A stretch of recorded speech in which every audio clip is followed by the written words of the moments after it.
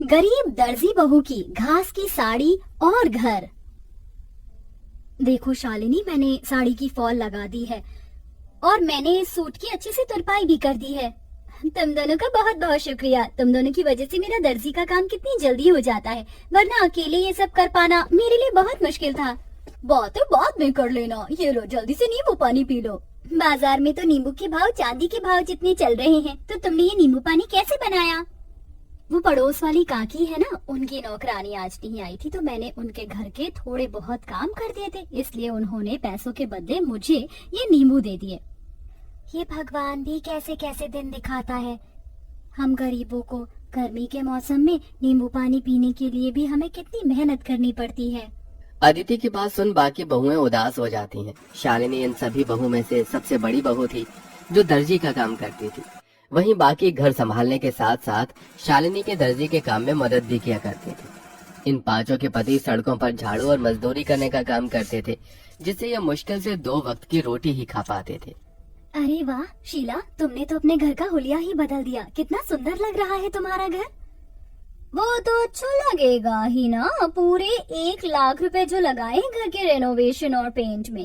वैसे मेरे ख्याल से तुम पांचों को भी अपनी ये बाबा आदम के जमाने की गुफा को रेनोवेट करवाना चाहिए। न जाने इतनी गर्मी में तुम लोग इस गुफा जैसे घर में कैसे रहते हो। खिड़की दरवाजे तो ऐसे हैं कि अगर किसी का हाथ लग गया तो वहीं टूटकर गिर जाएंगे। पांचों बहू की घर की बेइज्जती करके घमंड दिखाते हुए शीला अपने घर के अंदर चली जाती है। अपने घर की इतनी बेइज्जती होता देख पांचों बहुओं को ही काफी दुख होता है। अरे बाप रे बाप, ऐसा लग रहा है कि धरती लोक पर नहीं बल्कि सूर्य ग्रह पर पहुंच गया हूँ। कितनी गर्मी है। इतनी गर्मी में गुफा में सोओगे तो गर्मी नहीं तो क्या ठंड लगेगी? क्या गुफा? और नहीं तो क्या, ये गुफा क्या आप लोगों को घर दिखाई देती है? शादी को इतना समय हो गया है, लेकिन हम एक ढंग के किराए के मकान में भी नहीं रह सके। कभी कभी तो लगता है इस गुफा जैसे घर को छोड़कर जंगलों में चले जाऊं और वहीं रहूं। याशिका की बातें सुन सभी लोगों को इस बात का एहसास तो होता है, लेकिन अपनी गरीबी और लाचारी देखते हुए वो कुछ नहीं कहते और ऐसी गरीबी में उनके दिन बीतने लगते हैं। अमृता, अगर तुम ना होती तो इतनी गर्मी में हमें ये ठंडा पानी पीना भी नसीब नहीं होता। जमीन ठंडी रहती है ना, इसलिए मैंने पानी के मटके रखना शुरू कर दिया था, ताकि कड़ी से कड़ी गर्मी में भी हमें ठंडा पानी मिल सके। कल रात थोड़ी बहुत चैन की नींद नसीब हुई थी। वैसे ये कपड़ा गीला कर ओढ़ कर सोने का आइडिया सच में कमाल का निकला। अब तो मैं रोज ऐसे ही सोऊंगी। पांचों बहुएं हमेशा अपने ऐसे छोटे मोटे जुगाड़ से गर्मी से थोड़ा बहुत बैक लिया करती थी। शालिनी देखो ना, मेरी साड़ी फिर से फट गई, इसे सिल दो। कितनी बार एक ही साड़ी को बार बार सिलकर पहनेंगे? जब से शादी हुई है तब से लेकर आज तक एक भी साड़ी नहीं पहनी है, वही 2-3 साड़ियों को सिल कर ही पहन रहे हैं। अदिति इतना बोल ही रही होती है कि तभी उन्हें बाहर से साड़ी वाले की आवाज आती है, जिसे सुन पांचों बहुएं जैसे ही बाहर आती हैं। अरे भाई साहब, ये नीली वाली साड़ी दिखाइए। अरे बहन जी, आप लोग वहाँ क्यों खड़ी हैं? देखिए मेरे पास एक से बढ़कर एक साड़ियाँ हैं, बनारसी, सूती, लखनवी, जरी वाली। बताइए कौन सी साड़ी दिखाऊं? अरे भाई साहब जी, आप किन से साड़ी लेने के लिए पूछ रहे हैं जो एक ही फटी हुई साड़ी को सिल कर पहनती है? इनकी एक सूती की साड़ी लेने की तो औकात नहीं है। ये क्या ही महंगी साड़ियाँ लेंगे। अपनी पड़ोसन मोना और अलीशा को अपनी इतनी बेइज्जती करता देख पांचों बहू की आंखों में आंसू आ जाते हैं और वो सीधा घर के अंदर चली जाती हैं। पांचों बहुएं इस गर्मी और गरीबी से परेशान हो चुकी थी। पांचों बहुएं आंगन में बैठ एक दिन झाड़ू बर्तन कपड़े कर रही होती हैं कि तभी अचानक जोरों से हवाएं चलनी शुरू हो जाती हैं। लगता है बहुत जोरों से तूफान आने वाला है। चलो जल्दी घर के अंदर चलते हैं। पांचों बहुएं जैसे ही घर के अंदर जाने लगती हैं कि तभी तेज आंधी की वजह से उनके घर की छत उड़ जाती है और साथ ही साथ उनके घर की दीवारें भी टूटकर बिखर जाती हैं। हे भगवान, ये तूफान गाँव में नहीं बल्कि हमारी जिंदगी में आया। अब हम लोग कहाँ रहेंगे?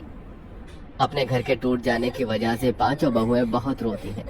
शाम होते ही इन सब के पति घर आते हैं और ये सब नजारा देख उन्हें भी काफी दुख होता है, जिसके बाद अब वो सभी सिर छुपाने के लिए जंगल की तरफ बढ़ते हैं और एक बड़े से पेड़ के नीचे बैठकर अपनी रात वहीं गुजार लेते हैं। जहाँ ये सभी लोग रहते थे वहाँ पर एक बड़ी सी नदी भी बनी हुई थी, जो तूफान की वजह से काफी गंदी हो गई थी, जिसे देख पांचों उस नदी की सफाई करते हैं और ऐसे ही उनके कई दिन गुजर जाते हैं। कभी कभी तो मन करता है इसी नदी के अंदर कूदकर जान दे दूं, कम से कम इन चीजों से छुटकारा तो मिलेगा। अमृता, ये तुम कैसी बातें कर रही हो? जिंदगी का तो नाम ही संघर्ष है, हम लोग ऐसे हार नहीं मान सकते। शालिनी की बात सुन नदी किनारे बैठी सभी बहुओं की आंखों में आंसू आते हैं। तभी उनके आंसू नदी के अंदर जा गिरते हैं। उनके आंसू जैसे ही नदी के अंदर जाते हैं तो नदी के अंदर एक सुनहरी रोशनी चमकती है और देखते ही देखते उनके सामने नदी की रानी बाहर आती है। कौन हो तुम? मेरा नाम नंदिनी है और मैं इस नदी की रानी हूँ। तुम पांचों ने मेरी नदी को साफ किया, यहाँ आसपास सफाई रखी और आज तुम लोग बैठकर ऐसे रो रहे हो। बताओ, तुम लोग क्यों रो रहे हो? उस रानी की बात सुन सारी बहुएं उसे सारी बात बताती हैं, जिसे सुन वो रानी पांचों बहू को अपने साथ नदी के अंदर ले जाती है। उस नदी के अंदर की जमीन, मछली घर, सब कुछ घास का बना हुआ था। ये सब देख पांचों बहुएं बहुत हैरान होती हैं। ये सब हकीकत है या कोई सपना? ये सपना नहीं, हकीकत है। ये घास जादुई घास है जिसकी मदद से तुम लोग कुछ भी बना सकते हो और वो चीज बिल्कुल असली चीज की तरह ही काम करेगी। तुम लोग चाहो तो यहाँ से ढेर सारी जादुई घास ले जा सकते हो। नदी की रानी, आपका बहुत बहुत। पांचों बहुएं उस जादुई नदी के अंदर से ढेर सारी जादुई घास लेकर आती हैं और सबसे पहले उन जादुई घास से अपना घर बनाने लगती हैं। क्या इस घास से हम लोगों का घर बन पाएगा?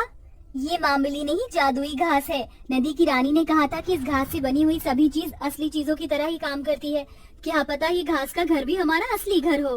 पांचों बहुएं कुछ घंटे के अंदर एक बहुत बड़ा सा घास का घर तैयार कर देती हैं, जिसमें वो पांचों अलग अलग कमरे भी बनाती हैं। साथ ही साथ वो बाथरूम और रसोई घर भी बनाती हैं, जिसमें घास का चूल्हा, घास के बर्तन और कमरों में घास का पलंग, कुर्सी। जादुई घास होने की वजह से सारी चीज असली चीजों की तरह बिल्कुल मजबूत हो चुकी थी। मुझे तो यकीन ही नहीं हो रहा कि हम लोग अपने घर के अंदर खड़े हैं, वो भी एक ऐसा घर जो असली घर से भी ज्यादा मजबूत और अच्छा हो। अब तो हम यहाँ आराम से रहेंगे। जादुई घास होने की वजह से हमारा ये घास का घर भी कितना ठंडा है। अब तो यहाँ हमें बिल्कुल भी गर्मी नहीं लगेगी। पांचों बहुएं अपने अपने पतियों के साथ आराम से घर में रहती हैं और ऐसे ही कुछ दिन गुजर जाते हैं। सच में अब तो हद हो गई है। मन कर रहा है ये बची कुची साड़ी ले जाकर फेंक दूं। क्या हुआ अदिति, तुम इतनी गुस्से में क्यों हो? गुस्सा ना करूं तो खुशी के मारे नाचूं। उस दिन तुमसे साड़ी सिलवाई थी, देखो आज फिर से ये साड़ी फट गई।